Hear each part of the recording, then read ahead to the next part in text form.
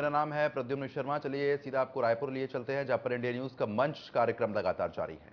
में हमारे साथ छत्तीसगढ़ के कलाकार रहने वाले हैं, जिन्होंने अभिनेता के तौर पर तो छत्तीसगढ़ में अपनी पहचान बनाई है, लेकिन अब वो सिर्फ अभिनेता नहीं रही हैं, बल्कि अब वो नेता भी बन गई हैं छत्तीसगढ़ के। अभिनेता से लेकर नेता तक का सफर उनका कैसा रहा और आगे वो किस तरीके से छत्तीसगढ़ का विजन रखते हैं और कार्य करेंगे पार्टी में रहकर, एक कार्यकर्ता के रूप में, एक नेता के रूप में, इस पर हम चर्चा करेंगे उनके साथ। और क्योंकि वो कलाकार हैं तो उनके गाने भी हम सुनेंगे उन्हीं की जुबानी। तो सबसे पहले मंच पर बुलाना चाहूंगी अनुज शर्मा, छत्तीसगढ़ी कलाकार, बीजेपी नेता। तालियों से स्वागत करिए सर, मंच पर आपका स्वागत है। अनुज शर्मा छत्तीसगढ़ी कलाकार हैं और अब भारतीय जनता पार्टी के नेता भी हैं। साथ ही इसमें हमारे साथ मौजूद रहेंगे दिलीप शांढरी, छत्तीसगढ़ी कलाकार और कांग्रेस के नेता। दिलीप जी, बहुत स्वागत है आपका इंडिया न्यूज के इस मंच कार्यक्रम में। इस मंच कार्यक्रम में हमारे साथ मेरी सहयोगी स्वाति भी रहेंगी। स्वाति, मंच पर आइए। और स्वाति को इस सेशन में मैं भी ज्वाइन करूंगी। तो इसमें हमारे साथ खास छत्तीसगढ़ी कलाकार रहने वाले हैं, तो इस सेशन को आगे बढ़ाते हैं। Over to you Swati. बिल्कुल, देखिए ममता, जब छत्तीसगढ़ की बात होती है, बात होगी कला की, बात होगी संस्कृति की और बात होगी छत्तीसगढ़ी और छत्तीसगढ़वी की और छॉलीवुड की। तो सबसे पहले हम अनुज जी के पास जाएंगे। अनुज जी, देखिए अभिनेता के तौर पर आपने एक लंबे वक्त पे तक काम किया, उसके बाद अब रुख कर लिया है नेता, आप बन गए हैं। और किस तरह से आप छत्तीसगढ़ी जो हॉलीवुड है उसके विकास के लिए आप काम करने वाले हैं, क्योंकि आपने देखा होगा कि किस तरह की डिफिकल्टीज सामने आती है एक छत्तीसगढ़ी कलाकार के सामने, और साथ ही साथ हॉलीवुड में क्या कुछ आप करने वाले हैं विकास के लिए। शुरुआत आप अपने एक छत्तीसगढ़वी में एक बहुत ही महत्वपूर्ण आपके सबसे फेमस डायलॉग के साथ करें। मैं आप सभी को सबसे पहले बधाई देता हूं कि एक अच्छी पहल आप लोगों ने की है इस मंच के माध्यम से कि हम अपनी बात रख पाएं। बहुत बहुत बधाई पूरे आपके परिवार को, पूरे न्यूज़ चैनल को, सबको बहुत बहुत बधाई। और सबसे पहली बात जो आप कह रहे हैं कि छत्तीसगढ़ी में, तो एक छोटा सा डायलॉग था मेरी फिल्म मया दे दे मैं ले ले में, कोनो जबरदस्ती है का। तो ये कहना चाहता हूं कि छत्तीसगढ़ के मन की बात को अगर समझने वाली कोई पार्टी रही तो भारतीय जनता पार्टी रही। स्वतंत्रता के बाद छत्तीसगढ़ राज्य बने, ये छत्तीसगढ़ियों के मन के अंतस के हृदय की बात थी। 50 साल शासन किया कांग्रेस ने, लेकिन उनको छत्तीसगढ़ के लोगों के अंतरात्मा की बात दिखाई नहीं दे रही थी। जब अटल बिहारी वाजपेयी जी बने तो कोई रक्त बहा नहीं, एक बूंद नहीं बहा। उन्होंने मन की बात, हृदय की बात को समझी और छत्तीसगढ़ राज बना कर दिया। और हम सब जानते हैं, कोयला हमारा होता था, एनर्जी हमारी होती थी, लेकिन बिजली कहीं और जलती थी। पैसा, माइंस हमारे होते, रिसोर्सेस हमारे होते थे, लेकिन सड़कें कहीं और बनती थी। ये जो विसंगतियां थी, इसे दूर करने के लिए छत्तीसगढ़ राज्य का निर्माण अगर किया तो भारतीय जनता पार्टी ने किया। और उसके बाद आप देखेंगे कि 15 सालों में जो 3 राज्यों का निर्माण हुआ, छत्तीसगढ़, उत्तराखंड, झारखंड, आप तीनों राज्यों को कंपेयर करके देखिए। जो 15 साल यहां भारतीय जनता पार्टी की सरकार रही, उसका नतीजा है कि छत्तीसगढ़ बाकी राज्यों से अलग दिखाई देता है। यहां का इंफ्रास्ट्रक्चर, यहां का डेवलपमेंट, यहां की योजनाएं, वो इसलिए बिल्कुल डिफरेंट दिखाई देता है। और यही बात है, मैंने जब ये फैसला किया कि अभिनेता से मैं नेता के तौर पर जब किसी पार्टी को ज्वाइन करूंगा, तो मैंने पहले तय किया था कि मैं छत्तीसगढ़, छत्तीसगढ़ी और छत्तीसगढ़ियों के लिए राजनीति में आया हूं। और अच्छी बात, ठीक है, क्योंकि इस वक्त छत्तीसगढ़ में सरकार कांग्रेस की है और हर एक यही डिसीजन लेता है कि अभी मैं इस सिचुएशन में अगर कोई पार्टी को ज्वाइन करूं तो जो सत्तारूढ़ पार्टी है उसे ज्वाइन करूं। लेकिन अनुज शर्मा ने भारतीय जनता पार्टी को क्यों चुना? किससे प्रभावित हैं? प्रधानमंत्री से, या फिर क्योंकि आजकल प्रधानमंत्री से युवा बहुत प्रभावित हो रहे हैं, इसलिए भारतीय जनता पार्टी, क्या आपने सोचा कि मैं भारतीय जनता पार्टी को ज्वाइन करके यहाँ के यूथ, क्योंकि आप यूथ के बीच फेमस हैं, और एक मैसेज जाएगा यूथ के बीच कि एक अभिनेता से नेता का सफर भी आसान हो सकता है, जब अनुज शर्मा कर सकते हैं? जी देखिए, बिल्कुल अच्छा सवाल है आपका।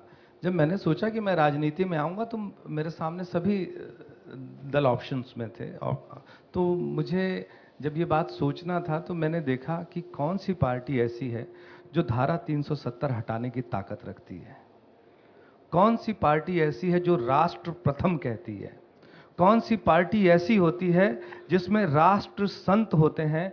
ऐसे सैकड़ों हजारों लोग होते हैं जो अपने जीवन, अपने परिवार को छोड़कर सिर्फ राष्ट्र निर्माण के लिए, देश की सेवा के लिए पार्टी ज्वाइन करते हैं। ऐसी एकमात्र पार्टी है इस देश में, इस दुनिया में, जिसका नाम है भारतीय जनता पार्टी।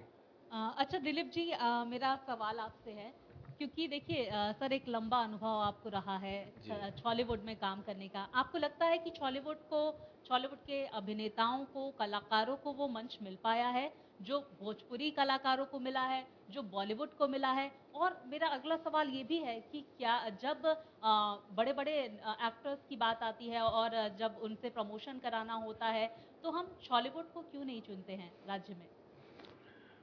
सबसे पहले तो मैं भी इस शानदार कार्यक्रम के लिए बधाई देता हूं, और आज इस जगह पर बैठा हूं, और मेरा जहां तक ख्याल है, अपने इस कांग्रेस के 5 साल के दरमियान मैं कम से कम 40 या 45 बार ऐसे जगहों पर बैठ चुका हूं, और पिछले शासन के समय मैं एक बार भी ऐसी जगह पर अटेंड नहीं किया।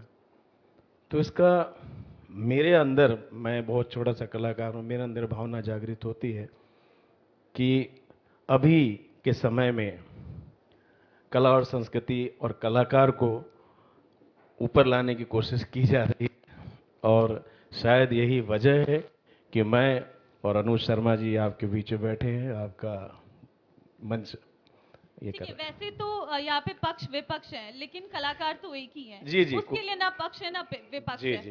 तो दोनों मिलकर एक गाना हो जाए, फिर आगे हम चर्चा करेंगे राजनीति पर।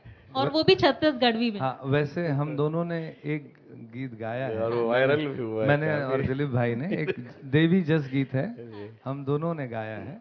देखिए, वैचारिक तौर पर, राजनीतिक तौर पर हमारे विचार बिल्कुल उसमें विरोधाभास हो सकता है, लेकिन जब छत्तीसगढ़ी संस्कृति, कला और प्रदेश की बारी आती है तो हम सभी एक हैं।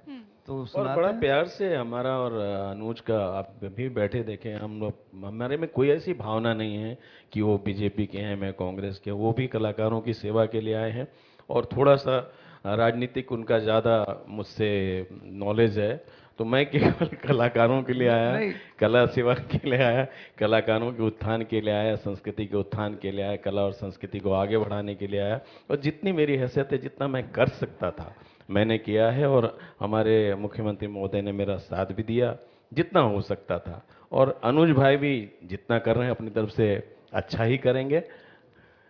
ठीक है, शुरू हो जाए। लाली लाली मंदार, लसूलकरण में भूल गया हूँ।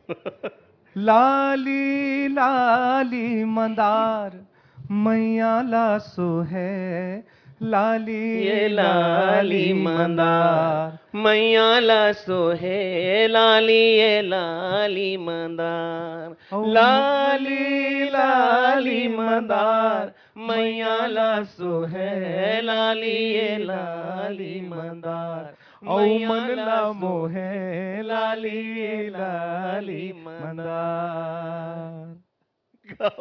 मैं भूल गया हूँ। बहुत खूब। ये हमने और अनुज ने साल भर पहले गाया था, साल 1.5 साल हो गया, और बहुत लोग प्यार करते हैं। और आपको शायद जानकारी हो, अनुज भाई यहाँ हमारे पेश मेरा हमारा असिस्टेंट आया है, मेरे हर मंच पर आपका गाना, आपका नाम लेके बंटी सिंह ठाकुर बैठा है, गाता है हर मंच पर। मैं अनाउंस करता हूँ, अनुज शर्मा जी ने गाया है हमारे पद्मश्री, और मेरे हर मंच पर वो गाना गाता है। बिल्कुल, क्योंकि उपाधि भी बहुत सारी नाम है, पद्मश्री, जी। नेता है, राजनेता अब हो गई है, साथ ही सिंगर है, डायरेक्शन भी आप सुंदर कर भी रही है, हैं। सिंगर भी हाँ, है, सिंगर कह सुंदर सकते भी हैं है। ममता, बहुत ही प्रतिभाओं के धनी हैं। हमारे बीच। जी जी जी। और देखिए, हाँ जी ममता, मुझे लगता है कि आप कोई सवाल करना चाह रही थी। अनुज जी, सवाल ये है, क्योंकि आपने अभिनेता के तौर पर तो छत्तीसगढ़ की जनता के बीच अपनी पहचान बना ली है, नेता के तौर पर ऐसा कौन सा विजन है जिसे सोचकर आप पॉलिटिक्स ज्वाइन किए हैं और जनता के उद्धार के लिए अपने यूथ के लिए आप क्या करेंगे? क्या आगे चुनाव लड़ने का भी फैसला है? देखिए, हमारी पार्टी ऐसी है जो कार्यकर्ताओं की पार्टी है। हाँ। और हमारे यहाँ सारा फैसला पार्टी करती है, संगठन करता है। हम लोग एक सिपाही के तौर पर, एक कार्यकर्ता के तौर पर काम करते हैं और सबका दायित्व होता है और हर कार्यकर्ता की बात सुनी जाती ये है। भारतीय जनता पार्टी में जाके हर व्यक्ति की बात को घुमाने लग जाता मैं है। आपको सच कह रहा हूं, ऐसा है। उसका कारण है, हमारी पार्टी किसी एक परिवार से नहीं चलती है। हमारी पार्टी का कौन उत्तराधिकारी होगा यह तय नहीं होता है। हमारी पार्टी में एक चाय बेचने वाले का बेटा प्रधानमंत्री बन सकता है, एक शिक्षक का बेटा प्रधानमंत्री बन सकता है, एक परिवार से 3 प्रधानमंत्री, चौथा वेटिंग। हमारी पार्टी में ऐसा नहीं हो सकता है। अच्छा सर, छॉलीवुड के लिए क्या कहेंगे आप? क्या छॉलीवुड उपेक्षाओं का शिकार है? क्या ये कहा जा सकता है कि छॉलीवुड में बहुत सारी संभावनाएं हैं और जो पूरा देश है, ना सिर्फ छत्तीसगढ़ की जनता बल्कि छॉलीवुड जो है वो पूरे देश को उसी तरह से देश में जगह मिलनी चाहिए जैसे बाकी सिनेमाज को मिलती है? देखिए, छॉलीवुड दुनिया की सबसे छोटी फिल्म इंडस्ट्रीज में से एक है। हम बहुत लिमिटेड सिनेमा घरों के लिए फिल्में बनाते हैं, लेकिन छत्तीसगढ़ी फिल्मों की लोकप्रियता इतनी रही कि बड़ी बड़ी हिंदी फिल्मों के कलेक्शंस को मार देती है। और जब कोई फिल्म चलती है, अभी एक फिलहाल एक फिल्म चली 100 डेज। आज के जमाने में मुझे एक फिल्म बताइए जो 100 दिन चलती है। बड़ी से बड़ी हिंदी फिल्में नहीं चलती है, लेकिन छत्तीसगढ़ी फिल्मों का जादू ऐसा है। मेरी पहली फिल्म आई थी किस फिल्म के साथ? मोहब्बतें और मिशन कश्मीर के साथ, सेम डे रिलीज। मोहब्बतें में पहली बार अमिताभ बच्चन, ऐश्वर्या राय और शाहरुख खान पहली बार एक साथ आ रहे थे। मोहब्बतें हमारी फिल्म का आधा बिजनेस नहीं कर पाई। दूसरी मेरी फिल्म आई थी लगान और गदर के साथ, सेम डे रिलीज, मया दे दे मया ले ले, अगेन ब्लॉकबस्टर, सिल्वर जुबली। इसका मतलब यह है, जब आप रीजनल सिनेमा में जाते हैं, जब आप रीजनल कंटेंट के साथ जाते हैं, जब आप अपनेपन के साथ जाते हैं। आज हिंदी फिल्में इंग्लिश फिल्में हो गई हैं। हर हिंदुस्तानी अपनेपन को ढूंढ रहा है। लेकिन सर देखिए, जब बात प्रमोशन की आती है तो हिंदी सिनेमा के कलाकारों को क्यों प्रेफरेंस मिलता है, क्यों प्रेफरेंस नहीं मिलता है छॉलीवुड कलाकारों को? सबसे बड़ी चीज होती बजट। बजट सबसे बड़ा इशू होता है। हमारे पास कम थिएटर्स हैं, लिमिटेड मार्केट है, हमारे पास सैटेलाइट चैनल्स नहीं है, तो हमें पता है कि हम अपनी फिल्मों में ज्यादा इन्वेस्ट नहीं कर सकते। हमको एक लिमिटेड बजट में काम करना पड़ता है ताकि उसकी रिकवरी हो सके। जिस दिन हमारे लिए मार्केट खुलेगा, हमारे मार्केट का साइज बड़ा होगा, आप देखिएगा हम लोग भी 100-100 करोड़ की फिल्म बनाएंगे, क्यों नहीं बनाएंगे। लेकिन हमारे मार्केट का साइज इतना छोटा है जो हमें ज्यादा बजट लगाने के लिए अलाउ नहीं करता है। टोटल छत्तीसगढ़ का अगर आप पॉपुलेशन देखेंगे, साउथ आप जाएंगे तो वहां हल्बी गोंडी बोला जाता है, आप नॉर्थ चले जाएंगे तो वहां पे छोटा नागपुरी का असर आपको दिखने लगेगा। तो कुल मिलाकर जो छत्तीसगढ़ी भाषी जो लोग हैं, और नंबर ऑफ थिएटर्स छत्तीसगढ़ में बहुत कम है, और ऐसे कम थिएटर्स में जब तक हमारी फिल्में 50-50 दिन नहीं चलती हैं, तब तक हमारी रिकवरी नहीं होती है। इसलिए हम लोगों को बजट को कंट्रोल में करके चलना पड़ता है। दैट्स व्हाई हमारे लिए मार्केटिंग टीम नहीं होती, हमारी पीआर टीम नहीं होती बहुत सारी, और जैसे ही आपका मार्केट बढ़ता है आप सबको हायर करने लगते हैं। ठीक है दिलीप जी, एक आरोप लगा था बीते दिनों, एक कार्यक्रम था यहाँ पर, बहुत भव्य कार्यक्रम, जिसमें कुमार विश्वास भी आए थे, आपको याद होगा। जी। कहा गया कि कुमार विश्वास को तो अच्छा बजट दिया गया, लेकिन छत्तीसगढ़ के कलाकार को बजट बहुत कम कर दिया। क्या समझूं मैं से, और ये क्यों ये भेदभाव सर क्यों? भेदभाव देखिए, वो बड़े कलाकार हैं, बाहर से आते हैं, और ये तो कुमार विश्वास है 60 लाख की बात कर रहे हैं, करिश्मा कपूर तो करोड़ों में आती हैं, बहुत सारे, सलमान खान करोड़ों में आते हैं। एक मिनट मेरी बात सुन लीजिए। तो मतलब और हमारा जो, मैं इस इस बात को मैं जवाब दे रहा हूँ, मैं कह रहा हूँ कि हमने भी कोशिश की है, और हमने संस्कृति विभाग से, हमारे संस्कृति मंत्री से हमने निवेदन किया है, चर्चा किया है, कलाकारों का मानदेय बढ़ना चाहिए, ज़्यादा होना चाहिए। तो पुराना देखिए, अभी ये 3-4 साल 5 साल की सरकार थी, और जिसमें भी 2-2.5 साल तो कोरोना में चले गए, और हम कोशिश कर रहे हैं बाकायदा। मुझे भी इस बात को मैं स्वीकार करता हूं कि हमारे छत्तीसगढ़ के कलाकारों का मानदेय बढ़ना चाहिए, और हम उस पर प्रयासरत हैं, बिल्कुल करेंगे उसको। हमने अपने सरकार के सामने उस बात को रखी हुई है और आगे चल के वो निस्संदेह पूरी होगी। चलिए, उम्मीद करती हूँ मैं, यहाँ पे ये जनता भी है, क्या कहेंगे अनुज जी? देखिए, इस सरकार का दिल बहुत छोटा है। अच्छा, जब आप सरकार होते हैं ना, तो दिल बड़ा होना चाहिए। आपके लिए कोई कलाकार पार्टीगत नहीं होना चाहिए। वो छत्तीसगढ़ की संस्कृति का संवाहक है। आपको समान नजर से देखना चाहिए। जब भारतीय जनता पार्टी की सरकार थी, दिलीप भाई से पूछ लीजिए वो कितना कार्यक्रम किया करते थे।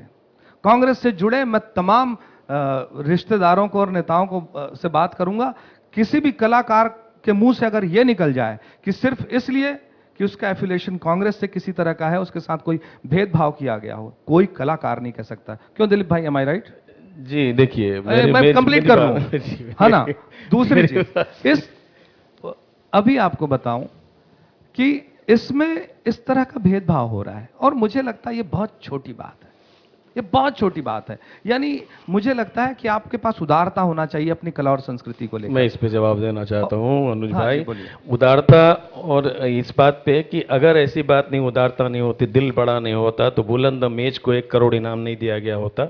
और आज कला और संस्कृति, छत्तीसगढ़ी संस्कृति का इतना प्रचार प्रसार नहीं हुआ होता तो शायद ले शुरू हो गया मयाक कहानी 100 दिन नहीं पूरी की होती। ये बात भी सत्य है। यहाँ पर मैं इस बात को भी स्वीकार करता हूं अनुज भाई का, हो सकता है अनुज भाई के साथ कार्यक्रम में कहीं कोई बात हुई हो, नहीं मिली हो, लेकिन ये कहना बेबुनियाद होगा कि केवल कांग्रेस के कलाकारों को कार्यक्रम मिल रहा है। और ये भी कहना, बहुत लोग ये भी कहते हैं दिलीप षडंगी अपना कार्यक्रम ले लेता है, तो मैं आज की तारीख में, आज सुबह से मैं 4 संस्कृति विभाग कार्यक्रम को डिनाई किया हूं।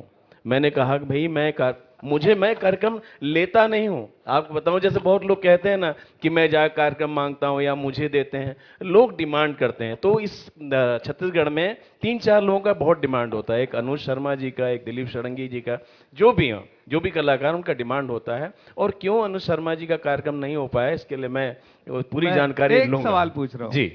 आप इस साल कितने प्रोग्राम कर चुके हैं? जी, किसमें? अभी संस्कृति विभाग से। अभी संस्कृति विभाग में मैं 2 साल में लगभग, नहीं, इस साल अभी मेरा 13 या 14 प्रोग्राम 14 हो हुआ गया। है। जी। अनुज शर्मा इस प्रदेश का पद्मश्री अवार्डी आर्टिस्ट जी। है, जिसे आज तक इस सरकार ने इस साल एक भी प्रोग्राम नहीं दिया। जी, मैं वही तो एक मिनट, जी, जिसे इस सरकार ने आज तक एक भी कार्यक्रम नहीं दिया है। ये बात अपने आप में इस बात का सबूत है जो मैं कह रहा हूं। तो क्या और सर ये कह सकते अभी हैं दिलीप कि भाई ने कहा बॉलीवुड जो है पूरे राजनीति प्रदेश का में शिकार है? जिन कलाकारों की सबसे ज्यादा मांग होती है उसमें एक अनुज शर्मा है। हाँ, ये सर आपको तो मेन ये बात कह भेजा सकते हैं कि जो बॉलीवुड है वो राजनीति का शिकार है अनुज जी? जी हाँ। अभी क्या होता है, बॉलीवुड के साथ ऐसा चला जा रहा है। अभी दिलीप भाई ने बहुत अच्छा किया, मुझे उस विषय पे अंदर आने के लिए रास्ता दे दिया। इन्होंने कहा भूलन द मेज हमारी एक फिल्म बनी यहाँ छत्तीसगढ़ में, जिसे नेशनल अवार्ड मिला लैंग्वेज कैटेगरी में, और हमारे यहाँ पॉलिसी में 1 करोड़ रुपए देने की बात हुई। सरकार ने तुरंत कैच किया कि फिल्म को नेशनल अवार्ड मिला है, पहली छत्तीसगढ़ी फिल्म को मिला है, 1 करोड़ रुपए दे दो, दे दिया, पब्लिसिटी ले लिया। लेकिन जो पॉलिसी बनाई गई छत्तीसगढ़ी फिल्मों को सब्सिडी लेने की, उस पॉलिसी के लिए फॉर्म नहीं बना पाए ये 3 साल में। ये लोगों को बता नहीं पाए कि कैसे आपको अप्लाई करना है सब्सिडी लेने के लिए। अभी आप अप्लाई करिए ऑनलाइन काम नहीं करेगा। अगर आपको शूटिंग करनी कहीं, आप चिट्ठी लेके जाएंगे कल्चर विभाग में तो बोलेंगे 15 दिन लगेगा तब परमिशन मिलेगी। अगर आपको परमिशन कहीं भूले भटके मिल गया तो आप पूछ लीजिए इनको कैसे निकाला गया था मुक्तांगन से शूटिंग करने से। इनसे पूछिए, मुझसे नहीं। ये तो कांग्रेस पार्टी के कलाकार हैं। पिछले बार भी जब हमने इंडिया न्यूज में मंच कई कार्यक्रम किया था रायपुर में, तब भी ये सवाल उठा था सब्सिडी को लेकर। आप इस पे क्या कहेंगे? सरकार क्या तैयारी कर रही है? जी, पहली बार तो ये है कि एक लाइन है, देर हो मगर दुरुस्त हो। हमारी जो पार्टी है, हमारी सरकार या कांग्रेस की सरकार बहुत सोच समझ के आगे चल के फेल ना हो। इतनी ज्यादा देर हो सुस्त सर, है, सुस्त। पहला कार्यकाल जो है वो अभी तो 2 साल खत्म होने को है। नहीं, अब तो अभी तो जो बताया ना, हमारा जो पिछला जो समय गया वो कोरोना काल में हमको बहुत कम समय मिला है। और इसके बावजूद कला और संस्कृति के प्रति आप देखें चारों तरफ आगे छत्तीसगढ़ विजन क्या है सर कला संस्कृति को बढ़ावा देने के लिए? बिल्कुल कला और संस्कृति के लिए समर्पित हैं, संवेदनशील हैं और इसके लिए बिल्कुल प्रयास जारी रहेगा। क्या घोषणा पत्र में भी शामिल होगी? अब वो तो मैं मैंने पहले ही कहा घोषणा है। पत्र में शामिल था, फिल्म विकास निगम का निर्माण करेंगे। इन्होंने नहीं किया। भारतीय जनता पार्टी की सरकार ने फिल्म विकास निगम की घोषणा की थी, उसके फिल्म विकास निगम का निर्माण किया गया, उसके अध्यक्ष की नियुक्ति की गई। ये सरकार तो न फिल्म विकास निगम के अध्यक्ष की नियुक्ति कर पाए, न राजभाषा आयोग के अध्यक्ष की नियुक्ति कर पाए। 5 साल हो गए, अब जाति बिराती के बिरह सिया राम ले ले, भारतीय जनता पार्टी की सरकार आएगी और हम नियुक्त करेंगे। अच्छा, 2023 का ये विधानसभा जी। चुनाव, चलिए अब जरा आने वाले चुनाव के बारे में आपसे जिक्र कर लेते हैं। वापसी करने वाले हैं या नहीं? बिल्कुल 100% कैसे? ऐसा लग रहा है। बिल्कुल 70 से सीट ऊपर आएंगे ऐसा लग रहा है सरकार की हमारी। और जहां भी जाइए आप, गांव में जाइए, किसानों के बीच जाइए, मजदूरों के बीच जाइए, बेरोजगारों के बीच जाइए, युवाओं के बीच जाइए, बहनों के बीच जाइए, माताओं के बीच जाइए, कलाकारों के बीच जाइए, हर जगह इस बात की तो चर्चा है। वो पेश है तो भरोसा है। अच्छा अनुज जी, देखिए लगातार एक बहुत ही कॉन्फिडेंस देखने को मिल रहा है कि भाई 90 में से 75 प्लस तो पार कर ही जाएंगे। इस कॉन्फिडेंस पे क्या कहेंगे आप? दही के भोर हम कप सलील डरीस, हो गए चारों को ती अंधियारी रे भैया, चारों को ती अंधियारी, हो गए फोकट राम गिरधारी रे भैया, फोकट राम गिरधारी। यही होगा। क्या है? ओवर गीत के कॉन्फिडेंस माध्यम से जवाब दिलीप जी। देखिए, समय आएगा, वक्त बताएगा कि क्या होता है। कभी कभी ओवर कॉन्फिडेंस और कभी कभी अपना किसी चीज पे ज्यादा निर्णय लेना भी भारी पड़ता है। वक्त आएगा, समय आएगा, अभी ज्यादा दिन नहीं, 3 बड़ी महीने हैं। एक्टिव लग रही है बीजेपी छत्तीसगढ़ में। जी, लगातार दौरों का दौर जारी है, बैठकों का दौर जारी है और पूरी तरह से रणनीति तैयार कर ली गई है। और देखिए 21 उम्मीदवारों की पहली लिस्ट भी अनाउंस कर ली गई है। कांग्रेस को इतनी देरी क्यों लग रही है? देखिए, मैंने कहा ना, देर करते हैं, दुरुस्त करते हैं, सोच समझ के करते हैं। और बिल्कुल, और अगर ये ज्यादा करने की बात नहीं होती तो अनुज शर्मा जी इतना जोर से क्यों बोलते हैं? सब अपनी तैयारी करते हैं। हर पार्टी को अधिकार है कि खूब जोरों से अपनी तैयारी करें, और वो तो वक्त बताएगा, पब्लिक बताएगी, जनता बताएगी। तो उनको भी अधिकार है वो तैयारी करने की, हमको भी अधिकार है तैयारी करने की। और रहा जहां तक अपनी अपनी सोच है, मैं कहना अनुज जी। चाहूंगा, आराम से करते हैं, सुस्त करते हैं, फॉर्म नहीं बना पाते हैं। तो इसी तरह से हम लोग तो आगे बढ़ चुके हैं। हमारे उम्मीदवारों ने तैयारी भी शुरू कर दी है और हमारी पार्टी इस मामले में अभी अपर हैंड है। और वो इनकी पार्टी का अपना मामला है कि वो टिकट कब अनाउंस करते हैं। लेकिन अगर आप देखेंगे तो भारतीय जनता पार्टी एक सिस्टम से चलने वाली पार्टी है। इनकी पार्टी में तो अपन अंदर में इनका सिर फुटौल इतना है कि आपस में खींचातान इतनी है कि उसी से फुर्सत मिल जाए। अभी तो टिकट का समय आने दीजिए, और अखबारों में आप पढ़ेंगे, चैनल्स में भी आप देखेंगे। हमारे यहाँ देखिए कि एक सिस्टम से चलने वाली पार्टी है। हमारे यहाँ काम बढ़ते रहता है आगे, और हम लोग आगे अपनी तैयारी में लगे हुए हैं। ठीक है अच्छा, अनुज जी, कुछ मुख्यमंत्री- हाँ पर्सनल इंफॉर्मेशन आपसे ले लेते हैं, क्योंकि बहुत सारे लोग आपके बारे में जानना चाहते हैं। हालांकि गूगल में बहुत कुछ है, लेकिन गूगल अलग होता है और इंसान अपने बारे में बताता है तो वो अलग होता है। जी। अनुज जी ने कहाँ से सफर शुरू किया और कैसे वो आगे बढ़ता चला गया? कितनी चुनौतियां, कितने हर्डल्स आए सामने, और अभी वो अपने आप को जनता के बीच एज ए नेता भी और एज ए कलाकार भी किस तरीके से प्रेजेंट कर रही हैं? देखिए, मैं ऐसा होता है ना कि जब आप ऐसे मंच पे बैठे रहते हैं तो आप बताते हैं कि आप कितना स्ट्रगल करके आए हैं और फिर आप ऐसे कैसे हासिल किए। ये हर किसी की कहानी होती जो है। स्टॉक में सुना भी था मैंने। हाँ, तो ये हर किसी की कहानी होती है। लेकिन मुझे ऐसा लगता है हर कोई अपने जिस परिवार में जन्म लेता है, और वो कहाँ तक पहुंचेगा वो खुद तय करता है। हो सकता है किसी को ज्यादा दूर चलना होता है, किसी का घर स्कूल से ज्यादा दूर होता है, किसी का कम दूर होता है, बस इतना सा फर्क है। मैं थोड़े ज्यादा दूर से चल के आया, ठीक है। तो जिंदगी में वो जो हिस्सा रहा, थोड़ा स्ट्रगल जिसे कहते हैं, वो करना पड़ता है, कर लिया वो। अब राजनीति की जो बात है, मुझे हमेशा ये लगता है कि छत्तीसगढ़ के साथ काम करने की अपार संभावनाएं हैं, क्योंकि ये संपन्न भूमि है। और 15 साल जिस तरह से सरकार ने काम किया, अभी वो चीजें हैं, जैसे यहाँ पर बहुत सारी फैक्ट्रीज तो हैं, लेकिन कामगर यहाँ हमारे लोकल लोगों को वहाँ नौकरियां नहीं मिलती हैं। एक जरा सी मैं आपको समस्या बता रहा हूँ, यहाँ पर डेवलपमेंट का जो काम है, यही वजह है सर कि बेरोजगारी एक बहुत बड़ा मुद्दा उभरा है। बिल्कुल बेरोजगारी बहुत बड़ा मुद्दा है। सरकार इसमें असफल हुई है। और फिर बेरोजगारी भत्ता का झुंझुना जो दिया गया, वो बेरोजगारी भत्ता का जो प्रोसेस है एक बेरोजगार को रजिस्टर करने का, उसको इतना मुश्किल कर दिया गया कि उसको बेरोजगारी भत्ता ना मिल सके। और जितने बेरोजगार हैं उसके अनुपात में अगर आप देखेंगे कि कितने लोग एलिजिबिलिटी क्राइटेरिया में आए तो आपको नंबर का पता चल जाएगा। ह्यूज डिफरेंस है दोनों के बीच। तो ये जो डिफरेंस है ना, इसको कम करने की बात है। जैसे एक छोटी सी बात कहता हूं मैं, रमन सिंह जी ने एक बहुत बढ़िया योजना लाई थी, 1 रुपए 2 रुपए किलो में चावल। छत्तीसगढ़ में एक बहुत बड़ी समस्या थी पलायन की। लोग कमाने खाने छत्तीसगढ़ को छोड़कर दूर प्रदेशों में जाया करते थे और फिर वहां काम करके फिर अपने गांव आया करते थे। 1 रुपए 2 रुपए किलो के चावल ने यह तय कर दिया कि अब आपको अपने घर को छोड़कर नहीं जाना है, आपका पेट भरा रहेगा, कोई भूखा नहीं सोएगा। इस बात को उन्होंने सुनिश्चित किया, इसको पूरे देश में लागू किया गया। इस तरह की सेंसिटिव योजनाएं जो हैं वो इस प्रदेश की जरूरत है। आज भी आप बस्तर चले जाइए, आज भी आप सरगुजा चले जाइए, आप उन जगहों पर जाकर देखेंगे कि जीवन स्तर को कहां तक लेकर जाने की जरूरत है, इनमें काम करने की जरूरत है। इसके अलावा अगर मैं अपने फील्ड से बात करूं, क्या है सर? नक्सलवाद? नक्सलवाद तो समस्या है ही, क्योंकि इस सरकार का कंट्रोल नहीं है। सरकार कह रही है सर कि नक्सलवाद पे बहुत हद तक लगाम लगा ली गई है, बहुत हद तक काम पूरा कर लिया गया है, अभी खात्मा हो चुका है। मैंने आजकल में सुना कि फिर किसी एक सरपंच की हत्या कर दी नक्सलियों ने। दिलीप जी क्या कहें? देखिए, नक्सलवाद पर लगाम तो लगा है, बहुत कम हुआ है, ये तो तय है और सब जानते हैं और आप भी जानते हैं। अब बहुत सारे ऐसे कार्य तो हैं सीएम भूपेश के, क्योंकि जिस तरीके से हम खबरों में पढ़ते हैं, बहुत सारे ऐसे उन्होंने योजनाएं लेके आई हैं जो अन्य प्रदेशों में भी हमने देखी हैं।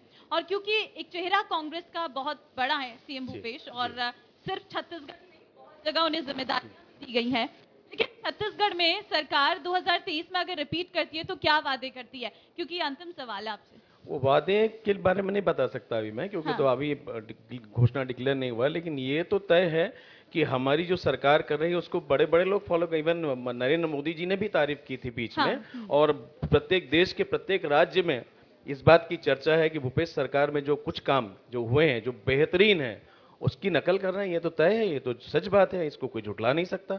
चलिए ठीक है, एंड करते हैं गाने के साथ, दोनों साथ में।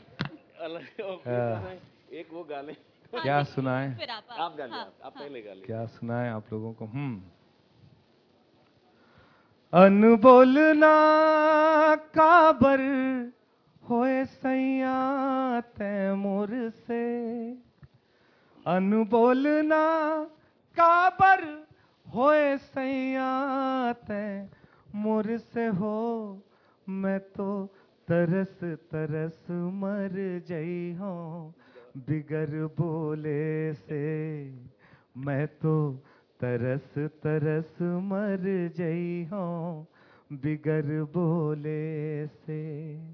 जो तै कहिबे सैया वही मैं करी हूँ हो, जो तै कहिबे सैया वही मैं करी हूँ हो, बासी औ चना के भाजी खाए बर दी हूँ, बासी औ चना के भाजी खाए बर दी हूँ, अनबोल ना काबर होए सैया तै मोर से।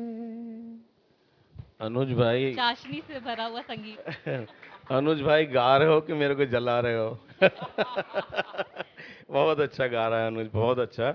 मैंने आपके लिए खास इस मंच के लिए आज ये लिखा, और आप लोग अच्छा बोलेंगे तो रिकॉर्ड करूंगा। और गाने में जरूर गलती होगी, पहली बार गा रहा हूँ। अभी रास्ते में आते वक्त इसको मैंने गाड़ी में लिखा और फिर खुशनसीब हैं हम। ये मेरी खुशनसीबी है कि आपके बीच आपके चरणों में अपने आप को अर्पित कर रहा हूँ।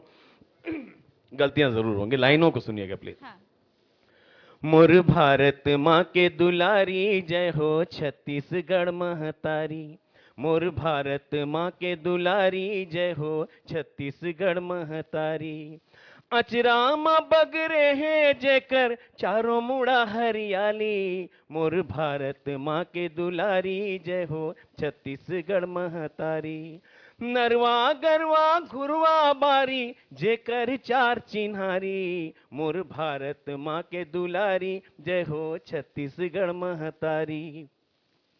पंथी कर्मा सुवद दरिया सोहे भर थरी पंडवानी ज्ञान उजाला बगरावथे देश विदेश कबीर बानी गिरोधपुरी जय गुरु घासी बाबा बोले जय सतनामी अंग अंग माँ राम लिखानी राम पथ चले राम नामी पाती पाती डारी डारी पाती पाती डारी डारी गाय कोयलिया कारी मोर भारत माँ के दुलारी जय हो छत्तीसगढ़ महतारी अचरामा बग रहे जेकर चारों मुड़ा हरियाली मोर भारत माँ के दुलारी जय हो छत्तीसगढ़ महतारी नरवा गरवा घुरवा बारी जेकर चार चिन्हारी मोर भारत माँ के दुलारी जय हो छत्तीसगढ़ महतारी।